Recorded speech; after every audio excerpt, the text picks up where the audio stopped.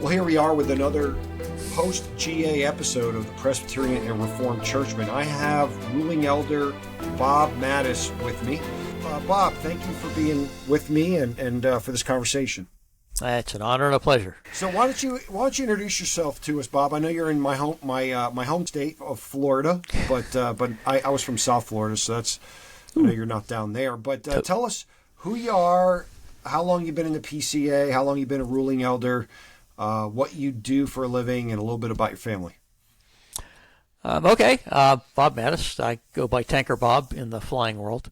As an Air Force officer, pilot, engineer, acquisition, bunch of other stuff. Couldn't hold a job. Retired from the Air Force in 2008. Originally from Philly. Yay, Eagles. The next Super Bowl champions. Okay. Anyway, so I've been a ruling elder since 1986. Do the math on that. Been in a PCA. I don't actually have an exact date for that. I was trying to think about that the other day. I was in my second tour at Edwards, so it'd probably be the early 90s, mid 90s, something like that. It was actually was here in Florida before when I was stationed at Patrick. I was actually met Dominic Aquila when he gave the opening sermon for the particularization of New Life Church of Brevard, and unfortunately they no longer exist. So I'm now with. When I came back, I realized they weren't here anymore. But God was gracious, and He's brought Northside Presbyterian, and they're a great church. I really enjoy being a member there. Let's see, what else? Oh, Air Force, yeah. So I was Air Force for 30 years. Flew all kinds of airplanes, mainly big airplanes, 4-engine, KC-135s, which are actually Boeing 707s. The original, before the Boeing 707 was, the KC-135 was. People don't usually get that right. And then I actually flew 707s, and I flew a smattering of others. I was in the test business for a while, so I flew F-16s and helicopters and small Learjets, all kinds of stuff. It was kind of fun. Wow. That's pretty elite. I would never have guessed. That's amazing.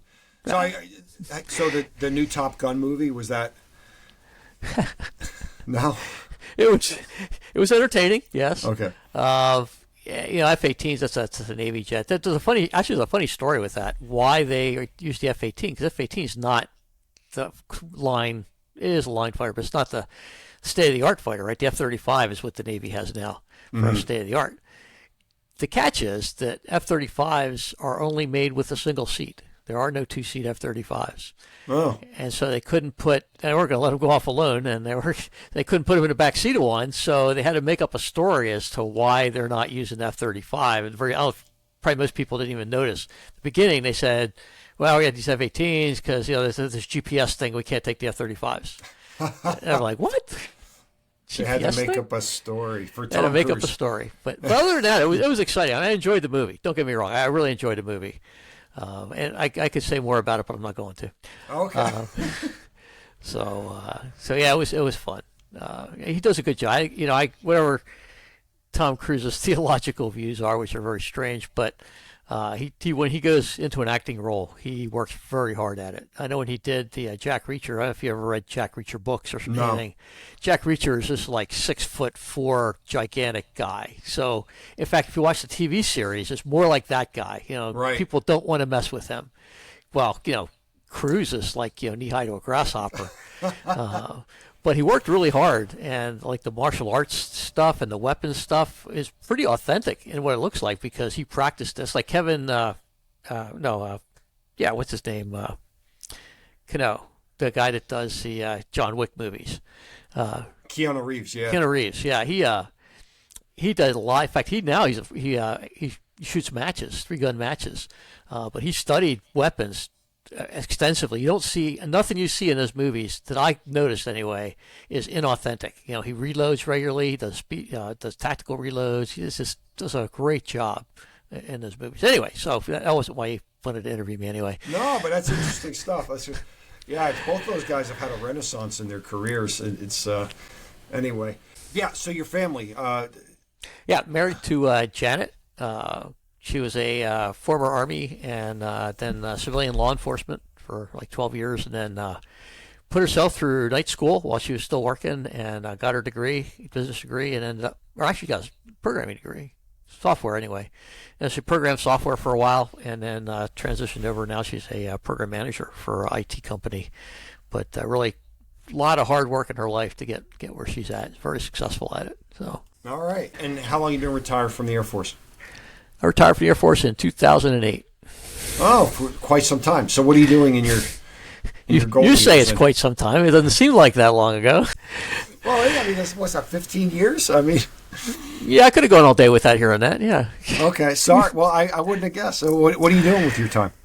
So I now have I first retired. I went to work, believe it or not, for the Army for about 6 or 7 months, doing live fire stuff. And I learned a lot, and one of the things I learned is I can't work for the Army because they're just inscrutable. It would take longer than this podcast to explain why I can't work for the Army. You sound like an Air Force guy. I am an Air Force guy, so I went back to then. So I went back as a CETA contractor now, and I oversee flight test programs for the Department of Defense. I was overseeing some small arms programs, but the Army kind of pulled out of letting us help them there because we were too much help, I guess. I don't know. It's one of the ways I always start meetings when I introduce myself in a meeting. Hey, I'm Tanker Bob. I'm from OSD, and I'm here to help. What's Tanker Bob? Explain that to us. So tankers, KC-135. So that was my first weapon system when I was a pilot. Actually, when I first came in the Air Force, I was an engineer for 3 years, research engineer. And then I went to pilot training late, so I was what they call late rated. Anyway, we were sitting around. I was at Edwards Air Force Base, which is the Air Force Flight Test Center, and we were waiting to refuel the B-2. But, new airplanes are always late, right, because there's always problems with them and stuff. So we had a sign over my boss's office, was B-2 not ready room. And because they have ready rooms in the Navy, put signs over as the ready room. Anyway, so B-2 not ready room. We're sitting in my boss's office. His name was Ray Narleski, and great guy. So we're sitting there just waiting for the B-2, and this guy comes in, and he's asking all kinds of questions about testing. And Narco's behind his desk, so he's talking to Narco. And I'm sitting over on the couch just listening to this whole thing. And finally, Narco goes, just stop. He said, see the guy on the couch? He's our tank air expert. He knows everything about air refueling testing. In fact, that's why we call him Tanker Bob. Until that minute, nobody had ever called me Tanker Bob. But it's stuck, and it's been that way ever since. And I'll tell you, there's much worse things to be called than Tanker Bob, so I kept it. All right. Yeah, I think it's cool, and it does fit you. So do you still get to fly? Obviously not for the military, but... Sadly, no. I try and scam my way onto rides, but I have yet to succeed. So not even just as a hobby, as a... The thing about flying is you have to stay proficient, right? Yeah. So it's not something you want to take lightly. And between my job and church and getting the house ready and all this stuff, I just haven't had time. And so until I can retire for real, then I just don't have the time to stay proficient. I don't want to go out and be the next dangerous person in the air. I used to be in a Civil Air Patrol when I was growing up and in college, and I used to pick people who thought they were proficient off the sides of mountains. So I don't want to be one of the objects of that. All right. So how long have you been a ruling elder?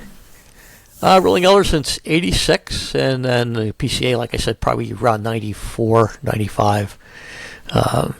So which denomination were you in before that? Sadly, I had to say PCUSA. Oh, wow. Okay. Well, I was raised Catholic, so even that was a step in the right direction. But yeah, it was actually the Reimagining Conference. If anybody knows what that was my final. I was one of those people that thought if I stayed, I could help change it back to being conservative. I was totally naive. And the Reimagining Conference, in a sentence, was a feminist conference that substituted milk and honey for the Lord's Supper, and talked about the offense of the cross because it's so bloody nobody would ever do that kind of thing. Oof. And I was like, I've had enough of that. And one of my friends, I was an operations officer at Edwards at the time, and one of my friends was an operations officer over in the B-2 Squadron. And he's like, well, you could come over to the PCA. And I'm like, well, what's a PCA? And he's like, well, like D. James Kennedy. And I was like, D. James Kennedy's PCA? I had no idea. I've met D. James Kennedy. I've been listened to his ministry, supported his ministry for like a decade, and didn't know what denomination he was in. No. And so I was like, I'll have to try that. And so I actually joined Coral Ridge because I was out in the desert somewhere, and I didn't have a PCA church near me. So I joined Coral Ridge, and they were nice enough to interview me remotely and everything. This is back in the 90s. Wow. And so they were very gracious. And then when I got close enough to when I came to Florida after that, actually, that was my next assignment was Florida. I came here, and then that's when I got into New Life, and the rest is history. Yeah. So Coral Ridge was the closest PCA church to the PCA church I was in, St. Andrews PCA in Hollywood, Florida. So definitely know Coral Ridge very well. That's fascinating, though, the PCUSA, because I know you kind of say that and you kind of shrink down. But the truth is, and I've known this, not all, particularly back then, had gone liberal, Mm-hmm. And even up to a dozen, maybe 15 years ago, I remember talking to somebody, said, why are you PCUSA? Like it was like, well, our whole church is conservative. So I think there's been these straggler holdouts that they, like you said, they thought they could change it. And obviously right now, I can't imagine there even being one PCUSA church that anybody would want to be a part of. So might be a straggler somewhere. Actually, our church was pretty conservative. In fact, when and this is how you know, this is how you can tell progressive, right? When we have after the reimagining conference, people were in an uproar, the conservative people anyway, and so they elected a guy from a mission church to be the moderator, and then they sent him around the country to make the pitch. People stopped giving. That's what got their attention. Was people just stopped giving to Louisville, right? And so, they could stand anything but lack of money. So I said, we got to send this guy around. He's from Alaska or something, and he came to our church, and was the pastor's wife just grilled him. And I hadn't even heard of reimagining until that point. And she grilled this guy, and I'm like, I'm going to have to look into this. So I actually sent away the packet to Concerned Presbyterians or Concerned Church. I forget what the name of the group was, but it was the conservative arm. And I sent to the Women's Committee and said, okay, well, let's see what everybody has to say. And actually, the most condemning package was the Women's Committee's own package. It laid out what they did, and I'm like, that's pure heresy. So that was it. I had enough. There you go. Well, thank God for that. Okay, so here's a question that I've been wanting to ask, and I didn't even talk to you about this, but why is your picture always, like, it changes? So do you know Rich Lino or something? I mean, what's the... All right, so for our listeners, there's a PCA, Teaching Elder and Ruling Elder forum on Facebook. It's not secret. It's just private to officers, elders in the PCA. And Bob's picture is always the picture on there, and it changes. I've seen 3 iterations of it, and there's always a very interesting shirt involved. I don't know if that's part of the thing. So what is the story there? So it actually started with Andy Webb, who started that page. Oh, that's Andy, yeah. Yeah, and Andy, unfortunately, providentially, he's in the ARP now, and that's why Rich took the page over. So originally it was... My thing was I don't like boring. I don't know. It's just I never would have guessed. Well, I know it's a shock to everybody. So my thing was I always wore jacket or suit or something, and I had Rush Limbaugh ties. Which, if you know anything about Rush Limbaugh ties, they're on black silk and they're bright colors. So the black really accentuates the colors, and they glow in the dark practically. But they're beautifully designed, and I've got. Thanks to a friend of mine, I have like 15 of them. So that was the first thing that went up there the first time, was me and my Rush Limbaugh tie. And then for some reason, somebody couldn't resist the 1 year that I wore Hawaiian shirts on the assembly floor. Somebody got a picture of that and stuck it up there. And I was a little heavier then. And so, I thought the picture was okay, but yeah, it's a little wider. So I was like, well... So this year, of course, with the, shall we call it the humorous dust-up with the moderator, somebody caught me in mid-expression, which was perfect. So that's the third picture that's up there. So I like this one a little better because I have a Guaya Bar shirt on. It's a little more, in the Latin world, it's actually a semi formal shirt. So I actually, that day, the day they took that picture, I was supposed to wear my Godzilla Hawaiian shirt, and I brought it with me. And I told people, everybody, the whole time I was there, I must have had a half a dozen. No, I take that back. I had a dozen people come up to me, wandering around the vendor area, and say, "Bob, where's your shirt? Bob, what's your shirt?" I was like, "Okay, I'll wear it Thursday. Well, I got cold feet Thursday morning. I said, no, you know what? Today's a big debate day. I want a little credibility, so I'm gonna wear another Guayabara shirt. So I did. Yeah. But I did. I didn't comment about the Godzilla shirt in my exchange with Fred. I know we're gonna play that in a second. It is funny how there's certain people in the PCA are known for their outfits. So you're obviously known for your Hawaiian shirts. There's the guys in the seersucker suits. There's the Presbyterian, the PCA uniform of the khaki pants with the blue. There's Todd Pruitt and his cargo shorts. So I don't know. It's a whole thing. So the Dustup. So you had this interaction with Fred Greco, and I'm going to put it in here for our listeners, and we'll talk about it. Thank you, sirs. Fathers and brothers, rejoice. We are 5 minutes ahead of schedule.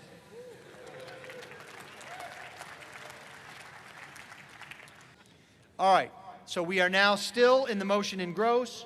The numbers are before you. I've repeated them several times. I think we're all in agreement. The record keepers have it. The chairman agrees with me. Microphone 3, to what purpose do you rise? Point of clarification, Mr. Moderator. How about a point of inquiry? Sure, why not? And a copy of Roberts. I'm sorry. I love ruling Elder Madison. I just had to tease him a little bit. It's okay. I didn't wear my Godzilla shirt today, so we're in good shape. Bob Mattis, Central Florida Presbytery. You just said that if the committee answers in the affirmative and the body answers in a negative, then it gets recommitted. I think you misspoke. No, I didn't, sir, because let me understand this. The motion before you is the committee's recommendation. Right. The body can reject that recommendation. If it does, it is recommitted to the committee. Only if the committee recommended negative. If they recommend positive and we say negative, I'm sorry, sir. You are correct, and I am wrong. If the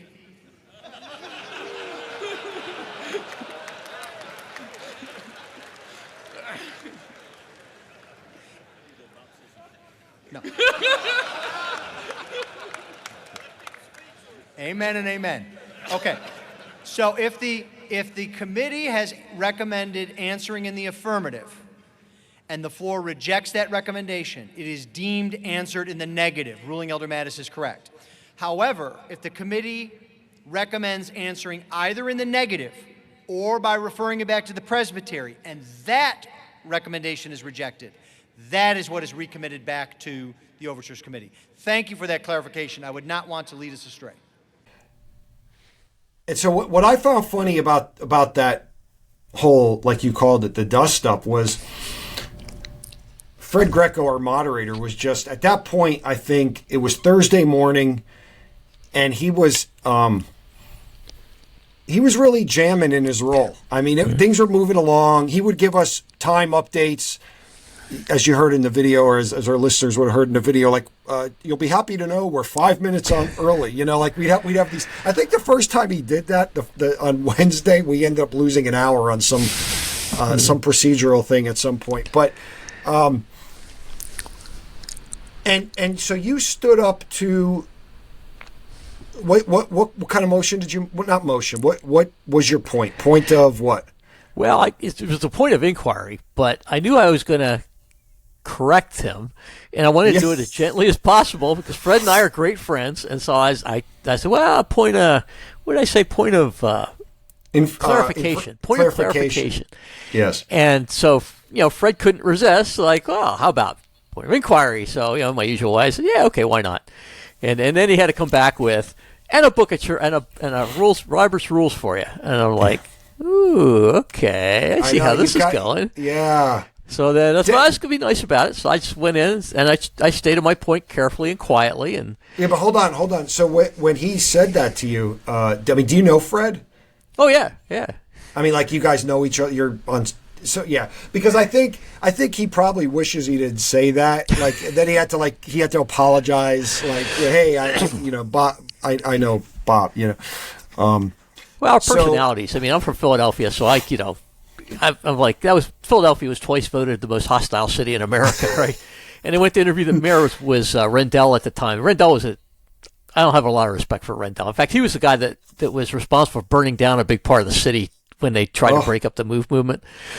but the funny thing was, the magazine came in to interview him, and they said, "So, Mayor, your city was voted most hospitable city in America for 2 years in a row. Why is that?" And he goes, "What's it to you?" So, and Fred's like that too. We're kind of like that. So when Fred said it, I think we both took it the way he really meant it. But then there's 2,600 other people out there that have no idea that we know each other that well, and so he had to back up. That's why I think he backed up, because he realized they don't know that we can do this all the time, and it's no big deal. Right. So, Yeah, and that's why I didn't say anything to him. I just went, "Ooh, Yeah, good you shot, did, just right? like that. Yeah, Good shot." Yeah. So what were you correct? What did you explain your point of? What was it? A point of inquiry? So so what Fred said right before that, somebody had made a point of inquiry on if we voted down, if we disagree with the Overtures Committee, and they had answered it in the affirmative. If we answered in the negative, they answered in the negative. If we answered it in the affirmative, what happens? I think that was it, right? So No, he said, "Oh, here you go." So what happens if the floor rejects the Overtures Committee to answer in the affirmative?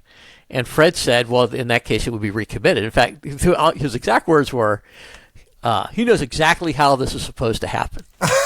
Yes, and if this is confusing, don't worry. I know exactly how it's supposed to happen. Exactly how it's going to go. Does everyone understand that? It's a little bit unusual. But the good news for you is I know exactly how it's supposed to happen. And so I'm like, well, wait a minute, that's not how it goes. And you see in the video, I have my Chromebook open in front of me. I've literally got it open to chapter 15 of the REO, and I'm reading it, and I'm looking at it, and I'm going like, well, that's not. I know that's not right. A, number one, but B, it's not right here. So that's why I want to be gentle about it, because there's a lot of stuff going on. There's a whole bunch of motions before that. Anyway, so I got up there to make my point of inquiry. So I will testify now. I know it's supposed to be a point of inquiry. I was trying to be nice, and so I explained it the first time, and Fred disagreed with me again. And I'm going to say this: the stated clerk's over there nodding his head up and down. I saw that. Yeah, I'm like, what are they thinking? So rather than sit down and shut up, I went another round at it, and I got about 3/4 of the way through the second time. And I don't know if you notice in the video, because it's cut differently, you see Sam Duncan walking away from Fred. I have a feeling Sam had walked up and said something in Fred's ear, and Fred got it. And he was like, "Oh, yeah." And then his famous quote, "You are correct, I am wrong." And I was so shocked. I was like, "Oh." I know. And it was, Right. somebody caught the picture right there, and the rest is history. Yeah, or they just screenshotted the video. Yeah. Yeah, It was a great picture, because the way you handled it was hilarious, especially because he gave you that zinger, and then he had to say that you were right. So for listeners, the way this works is the Overtures Committee, and by the way, I had Steve Dowling on here, I think it was 2 episodes ago, and he explained a lot of this. But the overtures go up to the Assembly to asking the General Assembly, to do something, either to change the Constitution or make a statement or whatever. It's if you want the denomination to do something, you send up an overture through the presbytery or a church or even an individual. Well, there's like 30 of them, so you can't have the Assembly debating and editing. So there's an Overtures Committee, and the Overtures Committee deals with them and makes a recommendation. And there's multiple recommendations. The most common are to affirm the overture, meaning do what the overture says, that's up, or to reject it, which is down, or what's the sideways one? Send it back to overtures for reconsideration. Right. Well, send it back to whoever originated it. It could be. No. You recommit it to overtures. You can't recommit it back to the overtures. Can recommit it back. Right. That's what I'm saying. The recommendation from overtures could be to refer it back to the presbytery. So what happens is, and this gets very confusing, especially for first-time GA goers, your vote on an overture might be the opposite of what you're if you're saying affirmative, it might actually be to negative. And the reason for that is you're not voting on the overture. You're voting on the overture committee's recommendation on the overture. That's correct. Right. So if the overtures committee, I don't want to get too convoluted on it, but the point is, what if you disagree? What is a disagree, a no vote on the overture committee recommendation mean? That was the source of the discussion between you and Fred, right? Right. Okay. And so if the overtures committee votes to or recommends to affirm the overture, and then we agree with that, obviously the overture is affirmed. It's going to happen, whatever it says, wherever the whereas or the therefore is. But if the overtures committee says they want to affirm it and the assembly says disagrees with the overtures committee, that's where the debate was. Yeah, if they answer in the affirmative and we answer in the negative, then with their recommendation, right? Because what we're doing is we're not rejecting the overture, we're rejecting their recommendation for the overture. Then they got to go back and talk about it, right? Because now we've rejected their recommendation. They don't have a recommendation anymore. Now they got to go back and now you're getting it backwards. Now you're getting it backwards. You just did what you said Fred did. You're right. That's why I'm reading it here. You're right. That's exactly right. That's what I get for writing notes down. Yeah. Wait, say what he right say there. what Fred said. You're right, George. I'm wrong. Say it.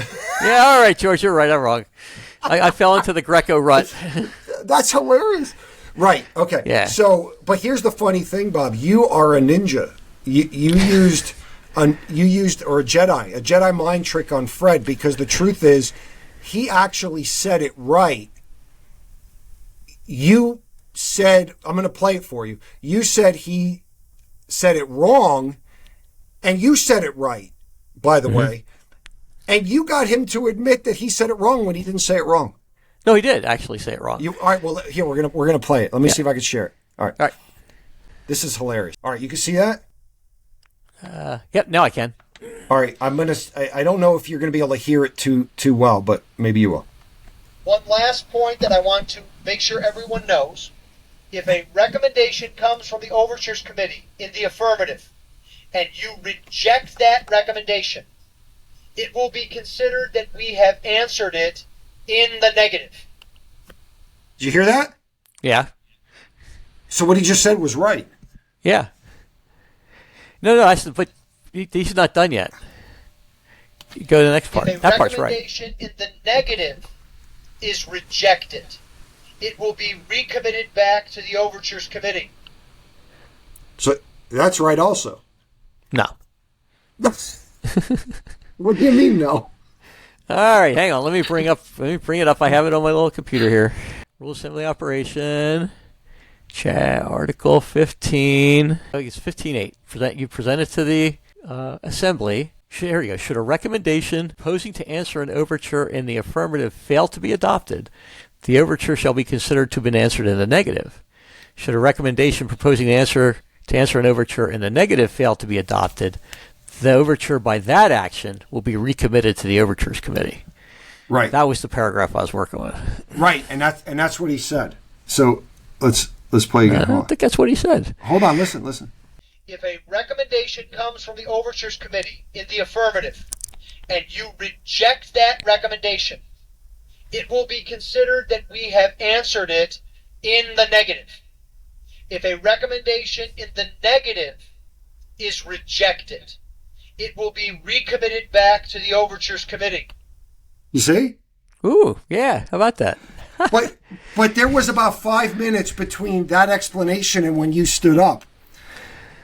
And so, go ahead. Oh, that was earlier than I stood up then. Yes. That was right before I stood up, was it? No.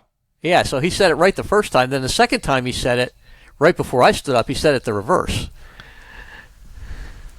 I wonder if I could find that. Hold on. There you are. There I am. There's your Quiet bar shirt. Yes. One plus in my. Here we go.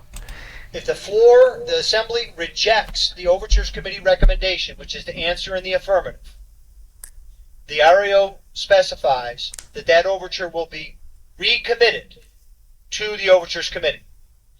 That's right. Okay, so he did. He did say it wrong that time. Yep. Yeah, and that's why I knew he just misspoke, because he'd already said it right the first time. So that's why you caught me off guard when you said he said it right. I'm like, not right before I stood up, he didn't. Well, look, even our discussion, we got it wrong, even though we know. Yeah, it's because I got the stupid piece of paper I was reading, and I'm not reading that anymore. But I had written down the quote of what he said and what I said, so then I put the little summary above it, and I didn't do that as well as I could. Because when I was prepping for this, I just discovered that like an hour ago. When I was prepping for this and I went to clip the video, I'm like, wait a minute, Fred said it right, but I thought he said it wrong. And then I said, man, you're like, you did a Jedi mind trick on him because he kind of gave you a zinger. So then you made him think he was wrong when he was right, so that he would say you're right. Yeah, Fred's not that easily influenced.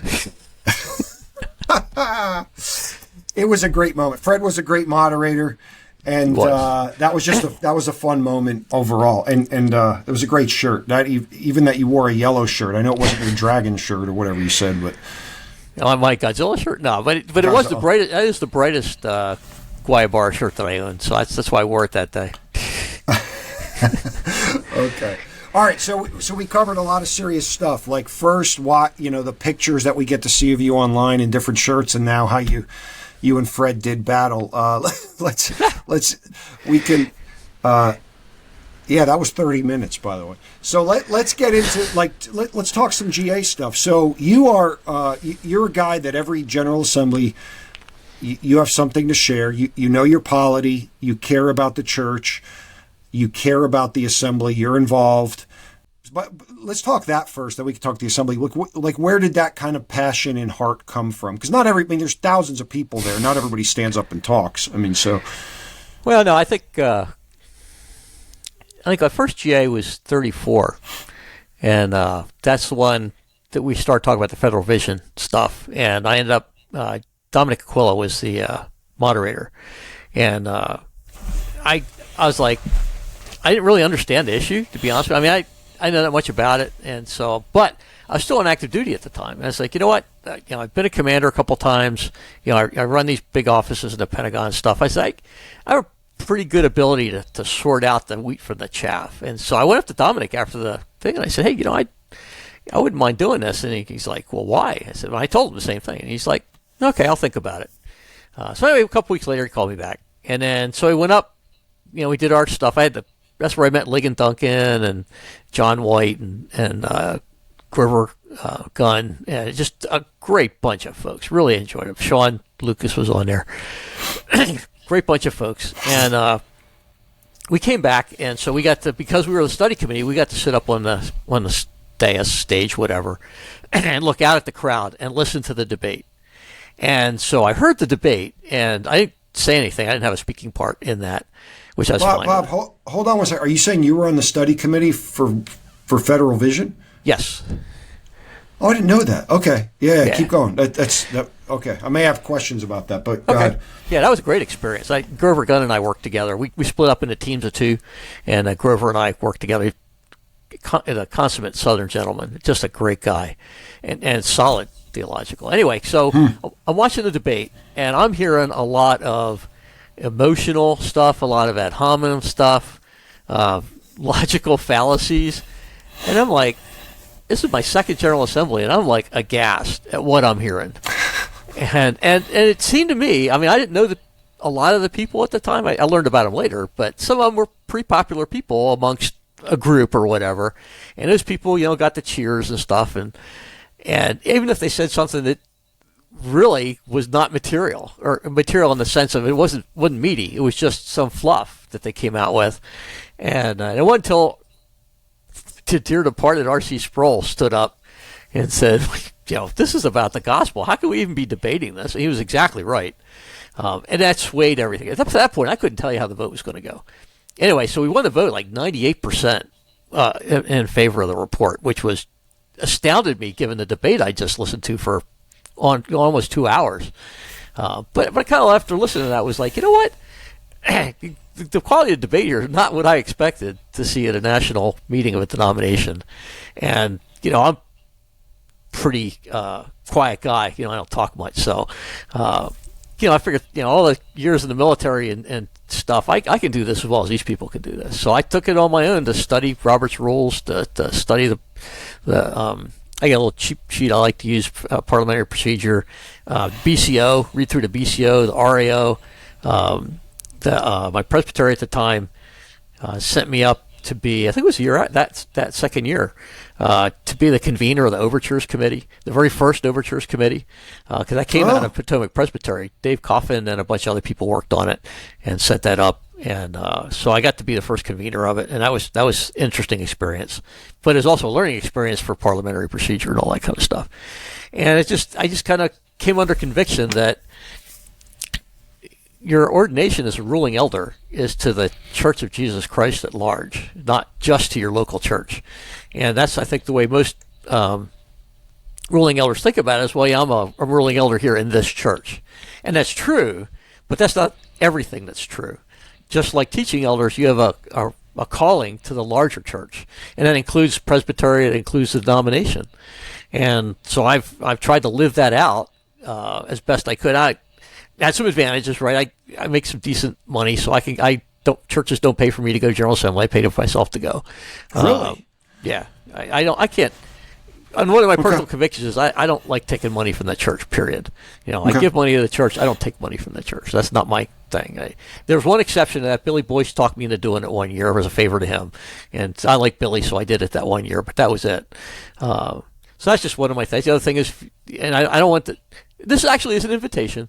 I don't let teaching elders pay for lunch, right? If I take somebody to lunch, teaching elder, they're not paying, I'm paying. I just feel the Lord's gifted me in that way. That's what I'm going to do. That's great. So, but it's that conviction that we talk about the connectional church. The connectional is not just the courts of the church, just the commissioners in the church. And that includes the ruling elders from session to presbytery. That's what unity of the courts is, right? It's the same elders at every level of the court. It's the unity of the courts. I used to do the polity exam for Potomac in the credentials committee for years, and people always misunderstand what that means. So if there's, I'll think about it this way: ruling elders far outnumber teaching elders at the session level, right? But that's the last level that happens. Most presbyteries is probably 70-30, 60-40 at best. And then you get to General Assembly, and for years it was like 75-25, 80-20. And that's just wrong. I mean, we need to be there, and the churches are responsible for getting them there, right? The individual churches should be covering the expense. They cover it for their teaching elders. They should be covering it for their ruling elders. And so that's a very strong conviction that I have. And so I applaud Moore coming in and giving scholarships to help the churches. Not every church can afford to do everything. And so I think Moore's doing a great job of stepping into that gap. Well, yeah, I mean, it is expensive, right? Like the hotels could be $1,000 a room. Yeah. It's great that the ruling elder fee has been reduced at this point. It's still, I think, $300 or something around there. And then you have flight, and then you guys have to take off if you're not, if you're working. And so... But it is expensive. So Moore in the PCA is doing a great thing, because you think, I mean, it's for a small church with a solo pastor, it could be $5,000 out of a budget that they don't just have $5,000 to send 3 guys to it or whatever. And at our church we have 3 teaching elders, and we're right below the 350 threshold, so we don't get a third ruling elder, but we're close. I always want that. I'd love to send 6 people to GA, But we budget $10,000 a year for General Assembly, because we got to send 3 pastors and at least 2 ruling elders. And I always open it up. I mean, I've only been here a few years, but I'm like, however many want to come, even though we can only get 2 commissioners at this point. If you want to be there, you ought to be there. There's so much to see and be a part of. Yeah. Yeah, it's a great networking experience for ruling elders. I think to a large extent, and I think this is true, there's nothing against teaching elders, right? Some of my best friends are teaching elders. but it's kind of a reunion week for seminaries or whatever. People went to Covenant, they all get together, they have their own dinners. RTS has their own dinners, Greenville has theirs, lunch. I went to Greenville's this year. It was a very nice experience. Yeah, it was. I was there too. But I wish we had said hi to each other. We were there. Yeah. Anyway. I didn't see the yellow shirt, so I didn't. It was Yeah, Thursday, I think. I was wearing it that day. Yes, but they, and I think there's a lot of truth in that, but it could be for ruling elders too. I mean, I enjoy the ruling elders I see. I enjoy the teaching elders I see there. There's people I only get to see once a year. I might see them on Facebook or, on podcasts and stuff, but it's nice to see people in person and have lunch with them. And it's just, I think it could be that if we made it that. And I think the problem is that people don't think of it that way. And in the business of the church, the art, and I think I said this in something on Facebook, the PCA was basically started mostly by ruling elders. And after about the third or fourth General Assembly, takes a nosedive. And not the denomination, the ruling elder attendance. I don't know why, honestly, but you're right. You got to take a week of vacation. When I took this job that I have now, I negotiated an extra week of vacation as part of that taking that job, so I could go to General Assembly. Oh, that's great. And if people could do that, or if you can't, if you don't know, try. Right? If you don't, they may laugh in your face. It's not like nobody's ever laughed in my face before, but it's important, I think. And I know we did it at Disney one year here in Orlando. That was a disaster, and not the General Assembly itself, but it was so expensive. I mean, teaching elders, ruling elders. I mean, I was living in Arlington at the time, Arlington, Virginia, and you pay $7, $8, $9 for a lunch there. People coming from, I don't want to name a place, someplace else, and they're used to paying $3 and $4 for lunch. That's a shock. And the idea was to bring your families. Well, now I've got 4 or 5 mouths to feed. That was ridiculously expensive. I admire the thinking that went behind that. Let's make this a vacation so you can take your family. But Disney probably is not the place to do that. Probably not. Well, we are. I think that we're running into with the more and more people going to General Assembly and the size of the denomination, the amount of venues and cities that could actually host us. I know we keep running into hotel issues 2 years in a row now, and I don't know how much you can keep pinning on COVID or whatever, but it is getting more difficult to just find the right place, and that a place that's affordable, because usually it's places that are not so affordable that can host the size of us. One thing I wanted to ask was, so we do happen to see, because you're talking about the camaraderie around ruling elders, and we do typically see the same ones at General Assembly, and I love that because I love seeing the same guys, but how do y'all manage that? Because most churches probably can only send 2, and so you know what you get what I'm getting at? Do I see the same people every year? Well, okay, so all the teaching elders can go, but ruling elders have to be commissioned by their session to go, right, and you only get 2. I mean, right, you could get more if you're in a larger church, obviously. Yeah. So, is it just that when we see the same, like yourself, how large is your session? It's 7, counting the TEs, I think. Counting TEs. So, is it just some guys can't go, or is it just known? Well, we send Bob. I mean, how? No, I think. Well, yeah, I mean, when I was in Virginia, that was definitely the case. I went pretty much every year I was there, but I think it's a level of interest, right? I mean, so I cheat, because I go on my own nickel. That's an easy, that's a quick kill, right? But I think the level of interest. I was the only one to go from Northside. The other guy that would have gone, I had a family engagement, he couldn't make it. But I think across the PCA at large, there's a subset of people who are dedicated to this kind of thing. They feel that this is part of their calling, and other people not so much. And that's the challenge in my mind, is to get that sense of calling in more people. So maybe it isn't the same people going all the time. But even if it was the same people, that's fine as long as it's 2 from every session. Right. Yeah, I guess that's kind of some of the takeaway I would want for listeners. I don't want ruling elders to feel bad if they don't go to GA, as long as their church is sending their complement. Yeah. We ought to be sending as many as we can to represent. But certainly, I would say ruling elders should be involved in presbytery, because there's more of those each year, and you could always, even if you're not commissioned to the meetings, like we have ruling elder, we always have extra ruling elders go here in Piedmont Triad from our church, and then I have ruling elders that sit on different committees, because there's standing committees of the presbytery, and they always need people. They always need ruling elders on the committees. So, and it's really our Presbyterian form of government requires it, because if you don't, then a handful of people are making all the decisions, and it looks less and less like a representative thing and more like an oligarchy. So so just to tell this story, and I'm not going to get into details because that'll get me in trouble, but we had something happen in a presbytery, and that particular meeting, a bunch of ruling elders came that, because the issue was such a hot button, that a bunch of people came that didn't normally come. And they came up to me afterwards and said, I had no idea. I thought we were in a safe presbytery and we didn't have to worry about this kind of stuff. And I was like, even if we were a safe presbytery, which maybe there are safe ones, I'm not sure about that. But without us, nothing's safe, right? I mean, you got to be involved. And so he said, well, I'm going to come to everyone from now on. I was like, well, good, but I'm sorry that it took this to get to that point. And I think the General Assembly is the same way. I think the reason we had such a large General Assembly last year, this year, and a little bit the year before, the last 3 years, we top 30% of ruling elders as total representation percentage. And I think it was because of the hot button issues. And I think that's good to get them out there. And now I hope that momentum, because, hey, they need me here. I need to keep coming.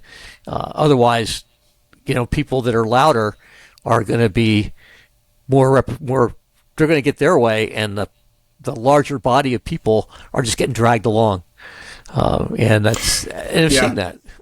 Yeah, I mean, I was thinking that too, even just a few minutes ago, and you just really hit on it, like that. Because I was a ruling elder before I was a teaching elder, and I was in South Florida. Oh, they demoted you? Yes. And honestly, I just thought, like you said, we do the job of the local shepherding of the body. We're elected locally and all that, and the pastors got it. And this was before, I guess it was in between hot button issues, and it was a few years ago where I woke up. I was like, wait a minute, what is going on? What are we actually discussing now? And I think some of that, some of the controversy's gone with a notable church and with a notable group leaving, but I hope that doesn't make confessional conservative representation wane in the coming years, just because we think it's all, because it got there for a reason, Yeah. And I pray not, because I'll tell you what's the problem with that thinking, and I know you know the same thing, is that because the individual in that church left, we think, well, now it's safe because we don't have that problem anymore. But what about the people that were defending that and that voted with him and are to this day lambasting people, saying, well, you drove out a good man?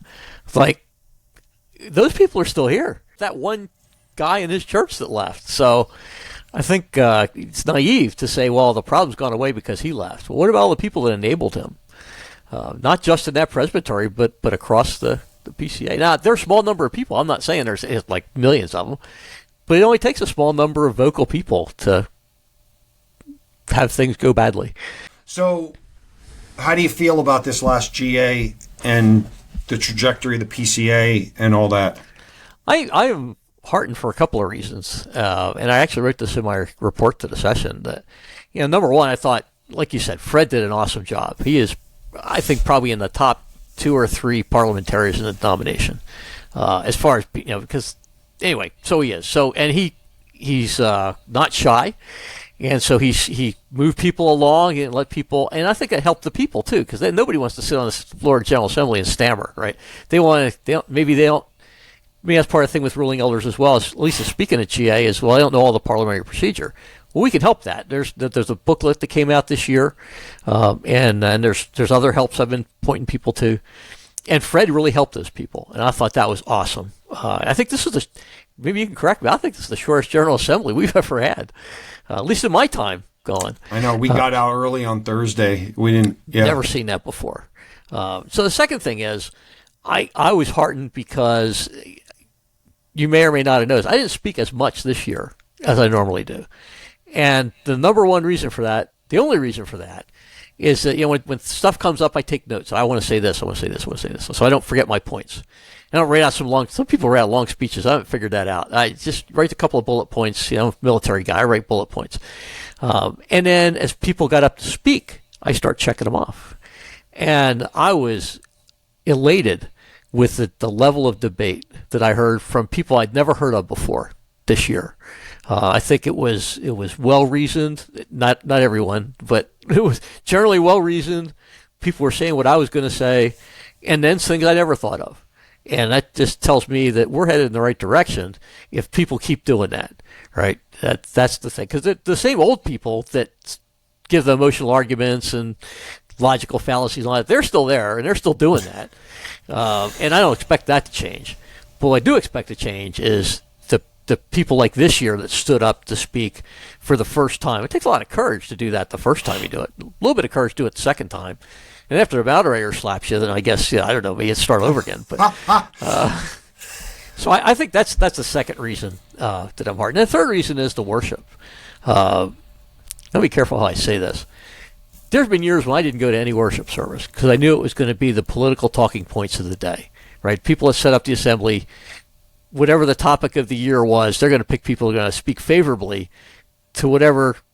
I'll use this term because I think it was Tim Keller or Brian Chappell that came up with this term, the progressive wing, right? And so I just didn't go because I don't need, I'm not a young guy anymore. I don't need a heart attack. This year, the worship was outstanding.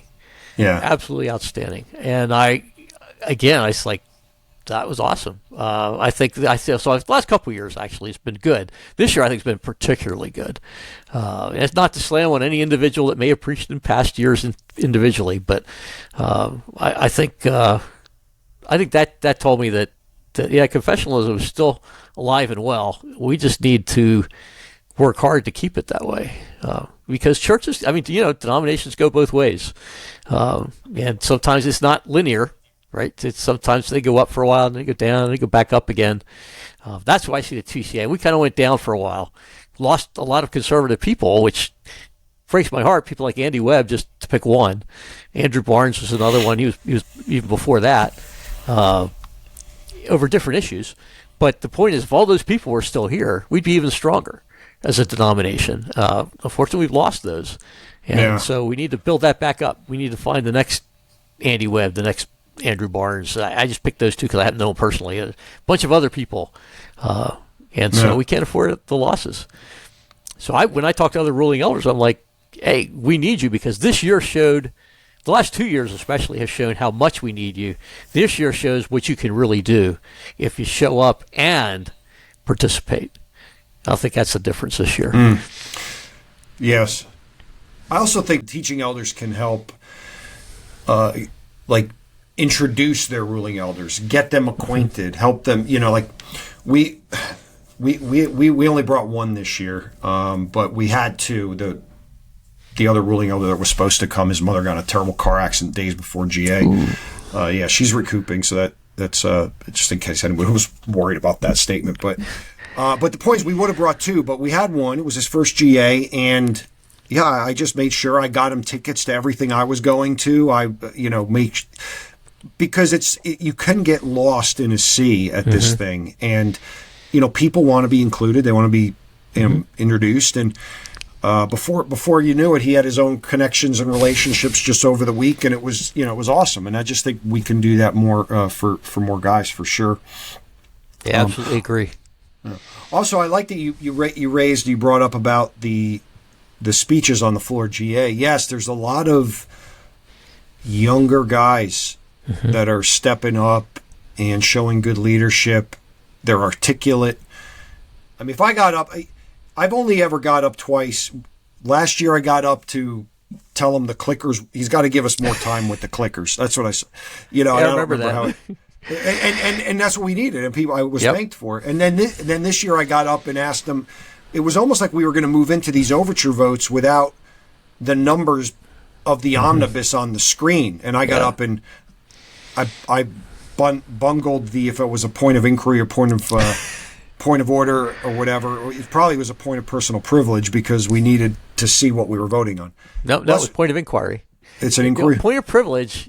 People always get that wrong because people in presbyteries don't really do it. A point of I know that. Yeah. Yeah, it's basically the room's too cold. I can't hear. My clickers don't work. Those are points of privilege. It's something. Yeah. That's, No, believe me, I know it's not me getting up and saying I want a point of personal privilege. I really appreciate brother so and so over here. They make those speeches in pressers. I get that, but I was thinking if I don't know what I'm voting on, but you're right, it's probably, but it's not an inquiry. I mean, I'm just saying, like, they had to put the overture numbers on the screen that were in the omnibus, like they did in previous years. So what are you saying that was? What kind of point that's was point I of trying inquiry. to? You're saying, point of inquiry. I'd like you? to see the things up there. Okay. Yeah. All right. There you go. I don't know. But Fred didn't give me a hard time. He didn't tell me I need my Robert's rules to say that. You were saving that for me. He saved it for somebody who could take it. I would have crawled into a hole. I guess I would have said that's fine, Moderator Fred, but I still don't know what overtures we're voting on in the omnibus. Oh man. Well, yeah. So, how many? The other, I was taking notes when I would look away. It's because you said something that made me want to remember. How many churches have you been a ruling elder in? I ain't ever counted. Let's see. It's amazing 4? to me. I guess 4. Yeah, I mean that's amazing. So, I mean, I've heard of guys that were ruling elder in 2.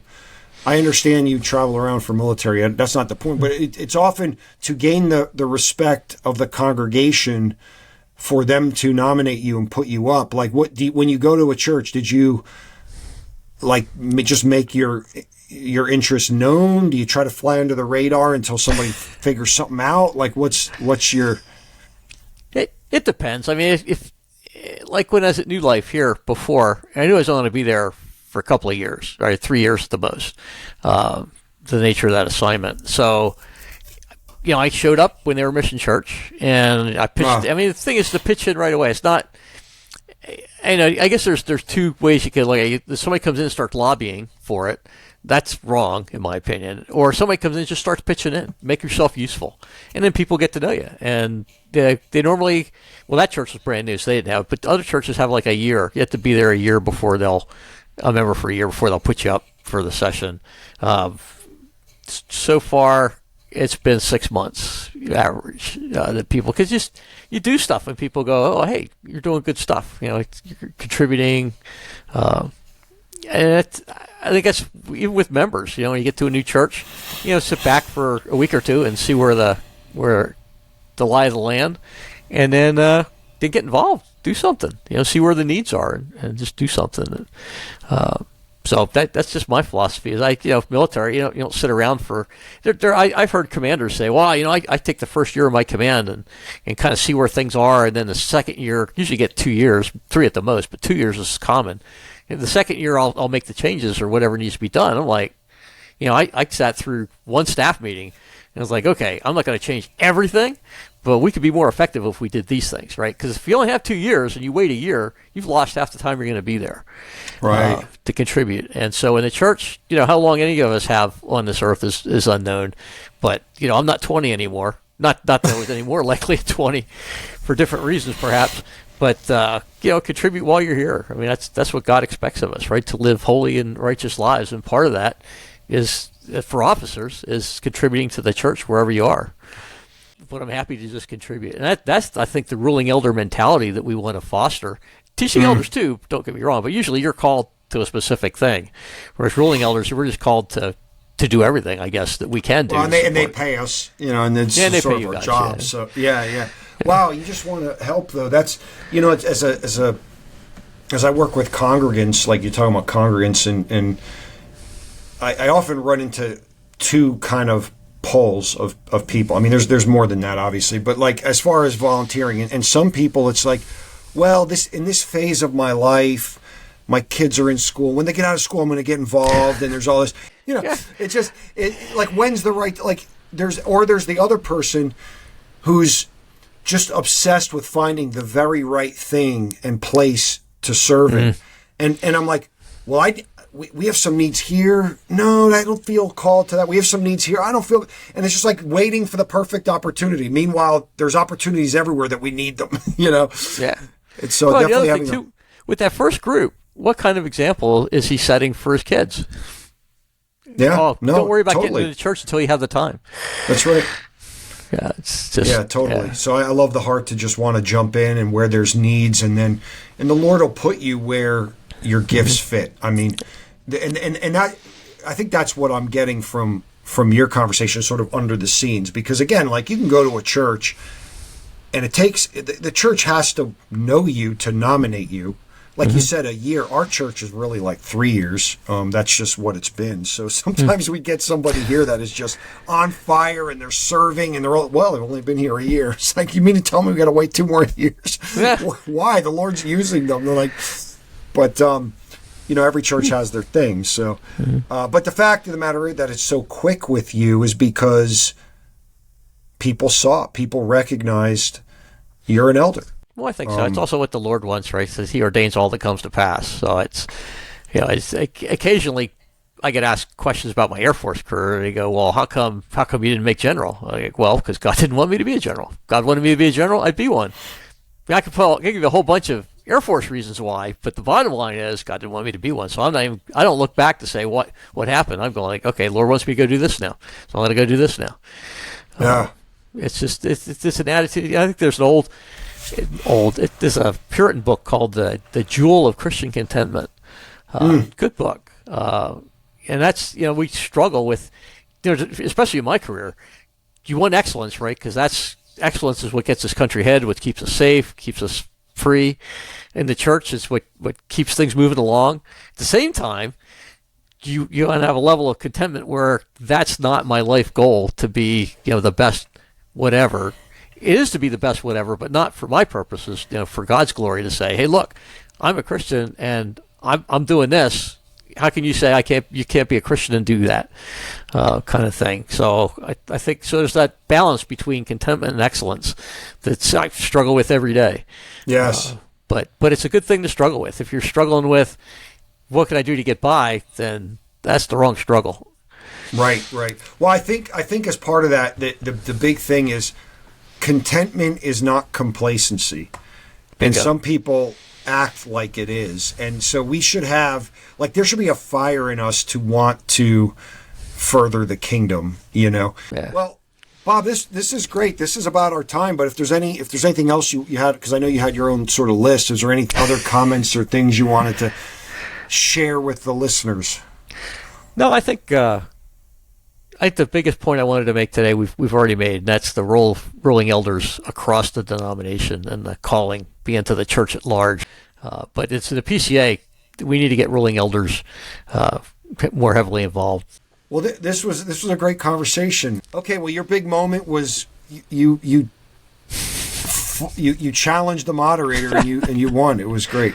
I jokingly after that session, I went up to him and said, "So we're still friends, right?"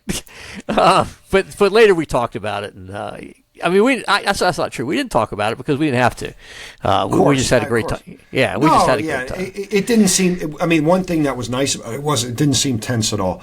No. So, anyhow, Bob, thanks for being on here. Well, thanks for asking. You're welcome. We'll definitely do it again. And for everybody, this is Presbyterian and Reformed Churchmen, and we hope we've encouraged ruling elders to be involved, to be what the Lord has called them to be in the power of the Spirit, of course.